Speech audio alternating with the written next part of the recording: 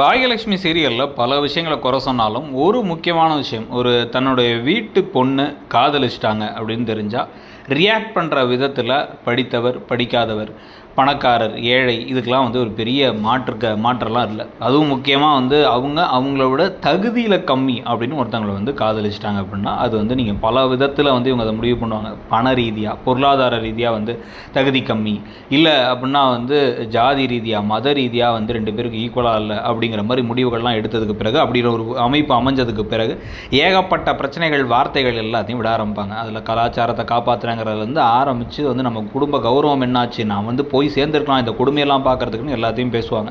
அதில் வயசு பெருசையோ வித்தியாசம்லாம் இல்லைங்கிறத காமிக்கிற மாதிரி ஈஸ்வரியில் ஆரம்பிச்சு, ஈஸ்வரி ஒரு பழைய பூமர் பாட்டிங்கிறது நமக்கு தெரியும். வாயை திறந்தாலே பேசுறது எல்லாமே விஷம் விஷம் விஷம் அப்படிங்கிறது மட்டும்தான். அதனால் பாசங்கிற பேரில் விஷத்தெல்லாம் தடவி கொடுத்துட்டு இருப்பாங்க முக்கால்வாசி நாள்.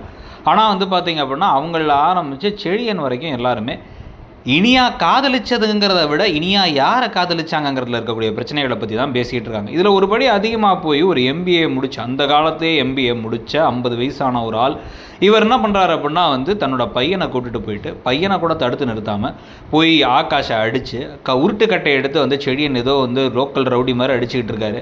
அதையும் பார்த்துக்கிட்டு அதெல்லாம் எங்கள் வீட்டு பிள்ளை மேலே உன் கண் பார்வை பட்டுச்சு அப்படின்னு பேசுகிறாங்க. ஏன் உங்கள் வீட்டு பிள்ளைகிட்ட பேசுங்க, உங்கள் வீட்டு பிள்ளைகிட்ட பேசி சரியில்லை தெரியுங்கிறத சொல்லுங்கள், பேசி புரிய வைக்க ட்ரை பண்ணுங்கள். ஏன்னா அந்த பையனை போய் அடிச்சுட்டு வர்றது.